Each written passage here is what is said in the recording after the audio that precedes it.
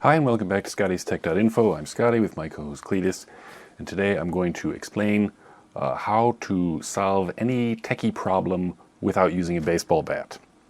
So we're all familiar with what happens when, say, you upgrade Windows 10, you update your browser, you update your mail client, maybe you use Thunderbird, or you update some app on your smartphone. Something happens and everything just goes to pot. Things don't work.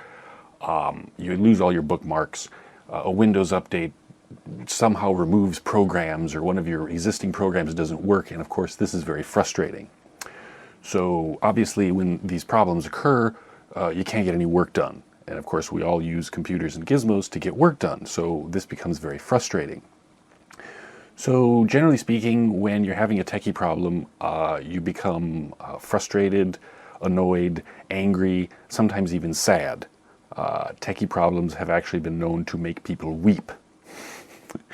So at this point, usually what you'll do is you'll go, geez, I can't get any work done. Okay, so what do I do? Well, I'll just search Google, see if there are other people having my problem. And of course, usually there are. The problem with this is that you start reading and you start looking for a solution, but the only thing you find is people having the same problem as you.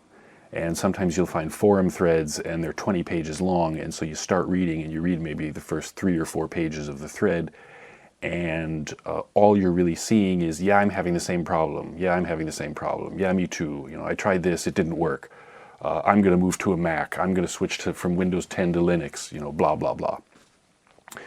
So at that point you become even more annoyed or frustrated or angry or weepy.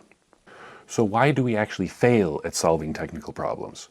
Well, the first reason is because we don't actually want to succeed at solving them.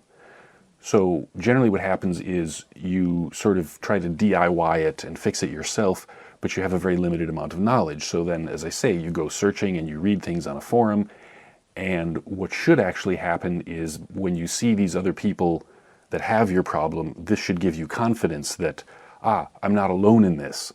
So yeah, I may be frustrated, but look at these people on this 20-page forum thread. They're also frustrated, and okay, so I'm not alone. And if it's such a common problem, then chances are there is a solution out there. Someone has already figured it out, so I just have to keep searching. That's what should happen, but what actually happens is you just become more annoyed and more frustrated. So because you become more agitated and frustrated and angry, essentially you don't want to actually solve the problem. And because you don't want to solve it, you cannot solve it. Generally speaking, any kind of negative emotion when trying to solve a logical technical problem is not useful at all. You can also think that, well, I don't have time for this. You know, I don't have time to read a 20-page forum thread. The problem is that you're not actually getting any work done because you have this technical problem that you can't solve. But because you're getting more and more frustrated about it, you decide, I'm not going to invest another 10-15 minutes in trying to solve my problem. I'm just going to be angry about it, which then wastes even more time because you can't get your work done. And the whole thing just kind of balloons and you get more and more frustrated. And finally, the reason that you don't think that you can actually succeed is because you simply don't think that you're smart enough. This is very, very common. Like, people say, oh, I don't know enough about this. You know, even if they've already tried to search and solve the problem, they very rapidly conclude that I'm just too stupid. I can't figure this out. And of course, if you believe that you're too stupid to solve a problem, there is a 100% chance that you will not solve the problem. Okay, so how do we actually solve techie problems? So the first thing to do is to actually try and solve the problem, which you're probably already doing. You do a Windows 10 update, some stuff breaks, and of course you hop on Google, you search, you find a few things. It's important that you actually make an effort to do a search, to increase your knowledge base, and to attempt to solve the problem. Because this does a couple of important things, but the most important is that it gives you the problem, it defines the problem. You know what the problem is, but maybe you try like 1 or 2 things to try and fix it. You've already done a search. You tried this. You tried to uninstall this program. Maybe you installed Adobe Acrobat Reader DC and it included that McAfee thing, and you accidentally included it, and you read, oh yeah, it installed this thing in the background, and when I uninstalled it, it solved my problem. So you try that, right? And okay, well, it still doesn't solve your problem. Then maybe you read a little bit more, a few more pages of this forum thread or blog posts or whatever, and you have the problem defined, but you also have at least one or two things that you've tried to solve the problem, and then hopefully you also have a few more things in mind that you might try later. So you have the problem and you have solutions that didn't work and potential solutions. You need a little bit of extra data about the actual issue, and you keep all that in your head. Now, after you have the problem in your head and you have some parameters defined and it's swirling around up there, you simply must walk away from the problem. And this is going to give you time to think about the problem. But the first point here that's very important is you shouldn't actually ruminate about the problem. You shouldn't swirl the frustration or the anger or the crying or whatever around in your head. You should think about the problem itself, the details that you have, the parameters of the problem, the solutions. Let it all swirl around in your head and think about it, but don't be upset about it. Think about it very logically. It's like you're kind of background processing it. You're just going, yeah, geez, you know, it's really weird. Maybe that guy was right. Maybe if I uninstall that piece of software. No, but I tried that and it didn't work. And I don't think I've installed any new software recently, so maybe that's not the problem. Maybe it was that Windows update. Maybe it was this. You're thinking about it kind of like Sherlock Holmes would, but not in an emotional way. And the second important point about walking away and thinking about the problem is you should do something that you are very competent at. You need to actually, let's say you're good at sewing, right? And you have a problem, you say Windows 10 again is misbehaving on your computer, but you're very good at sewing and you enjoy sewing. Sewing is something that you're good at. It's something that you find relaxing and peaceful and even calming because you are competent at it.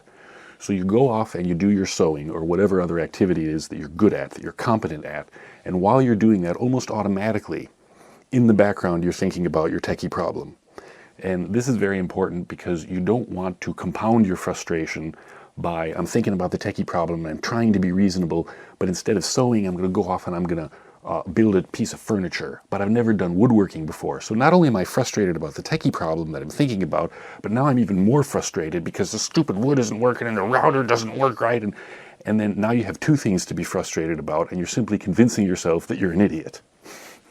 So you actually have to go off, and while you're sort of background processing in a rational way, not an emotional way, while you're background processing the techie problem, you're doing something that you're good at, that you're competent at. And what this is doing is kind of changing the way that you look at the problem. Because when you do things that you're competent at, it's calming, you have focus, you have your mind is more clear, and you're sort of associating the techie problem that maybe you're not so competent at solving techie problems. You're associating that in your mind and even in your body because you're doing a physical action that you're good at. You're associating that technical problem that's confusing with this other thing that you're very, very good at. At that point, after you've thought about it for a while, then you go back. You're nice and calm, you've thought about some things. Invariably what happens is while you're doing your sewing or whatever and you're thinking about it, you may have some new ideas. Even if you don't have any new ideas about how to solve the problem, if you've calmly background processed it while you're doing something else that you're good at, an hour, 2 hours, 3 hours later, go back and try and solve the techie problem again. Even if you haven't thought of something, you will find that when you go back and sit down, you are much more calm and focused and you're determined to solve the problem. So then you do another search, and this time you might find that same forum thread and you're going to be like, okay, yeah, I'm going to keep reading. Very often when I solve techie problems, I actually have to read through literally 10 to 20 pages of a forum thread because it's page after page of people just, upset that the problem, I tried this, I tried that, it doesn't work. And often on the very last page of the forum thread, someone will say, hey, I tried this and it actually worked. And then another person will post and say, oh, that didn't work for me, but it gave me an idea and I tried that and that worked for me. So suddenly, because I remained calm and just walked away and I came back and I continued reading, I found 2 more things to try and I try them and sometimes they work. If they don't work, it doesn't matter. Then if I need to, I go and I background process while doing something I'm good at again.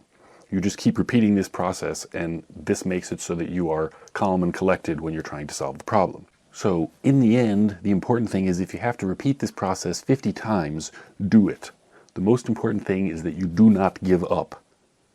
The number one reason why people fail at anything is simply because they give up. And that can be for many reasons. You don't think you're good enough, you don't think you're smart enough, people don't like you, whatever. Somebody in 3rd grade told you that, you were a poopy face, whatever. Those are all perfectly valid things to feel bad about, but they're not valid reasons for you to give up now and to actually solve your problem, because yes, you can do it.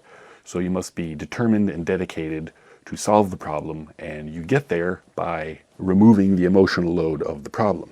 Now at this point you're probably saying, yeah, Scotty, but I'm just not a techie person. I've tried to solve problems before and it's too hard, blah, blah, blah. Yes, you can solve the problem. No one was ever born being a brain surgeon or an accountant or a lawyer or whatever. No one is born being a technical genius. We all come into the world and we're crying babies and we just kind of lie there and go like this, and we all start off at zero. So the difference between a person who's a good brain surgeon and not is the person who's the good brain surgeon had to learn how to get there and make many mistakes along the way and even be frustrated and all that sort of thing. The same is true of all technical problems. The second thing to remember is that all technical problems are logical. There is a very specific reason why your Windows 10 or your Android smartphone or whatever is not functioning the way it's supposed to. I know it's fun to think that your Windows 10 has become sentient and it's trying to murder you in your sleep, but the reality is that even though we have AI, the AI is actually more like machine learning, and we're probably a good 5 to 10 years away at least from the point at which your computer actually will be trying to kill you. So there's always a logical reason, and there's always a logical, rational solution to the problem. And you have to keep that in mind, but you can keep that in mind if you're upset about the problem. So the key is to essentially change how you feel about the problem. And generally speaking, when your Windows 10 does something weird, or your Firefox does something weird, or whatever, when you become angry or upset about it, it's not that thing that's actually upsetting you. It's something else in your life that's bothering you. And so this technique of get the problem in your head, go do something you're good at, background process, go back to it later. It's a method of removing that sort of emotional load from the problem. It's separating how you feel from the technical problem you're having. And it allows you to think more clearly and to actually solve the problem. And an interesting side effect is that it generally makes you kind of think, geez, you know, I was sort of frustrated yesterday about this, and maybe that's why I'm so upset about it, my Windows 10 problem or whatever. And so suddenly you separate yourself from kind of, you know, how you feel about it and the reality of it. And this allows you to solve the problem often better and quicker. And then you can share your solution with other people. On that 20-page forum thread, you can create an account and say, hey guys, I figured this out, which then increases your confidence even more. And the next time you have a techie problem, you're not going to like recoil in horror. You're going to be out there doing stuff and getting it done. And finally, it just so happens that this technique is very useful not only for solving techie problems, but for solving all kinds of other problems in your life. For example, you're on Facebook or Twitter and you're having a disagreement with someone about some political stuff. Gosh, what might I be talking about there? And you're getting worked up about it, and you start writing something, but it's from a very emotional point of view because you're angry, you're upset, you're whatever. You can't believe that person thinks that, you know, blah blah blah. It's a very good technique for you to sort of separate yourself from what the other person is saying, what you want to say, blah, blah, blah. Separate the emotion from the logic and the reason of it. Take yourself away from the problem, come back later, and when you're calm and collected, then you can obviously say something far more intelligent. So use this technique to solve your techie problems, and it won't take you very long to get good at it. Once you do, you can use it to solve all kinds of problems in your life. Right, good luck. For more techie tips, see ScottiesTech.Info. Thanks for watching. See you next time.